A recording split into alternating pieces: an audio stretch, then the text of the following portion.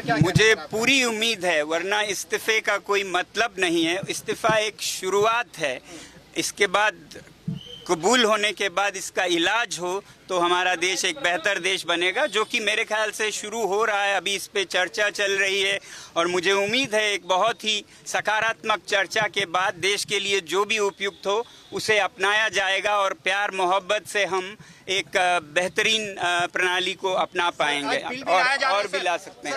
तो बहुत अच्छी बात है, उस पर चर्चा हो और चर्चा के बाद जो भी उपयुक्त हो अच्छी तरह चर्चा करके उसे अपनाया जाए। बहुत सीजेपी ये कह रही है कि जो एक्शन हो रहा है, पुलिस ने और सरकार ने वादा किया था कुछ एक्शन नहीं होगा, लेकिन एक्शन हो रहा है 5 बजे। मुझे उम्मीद है कि वादे निभाए जाएंगे। जो शांतिपूर्ण जो प्रदर्शन कर रहे हैं उन पर कोई एक्शन नहीं होगा।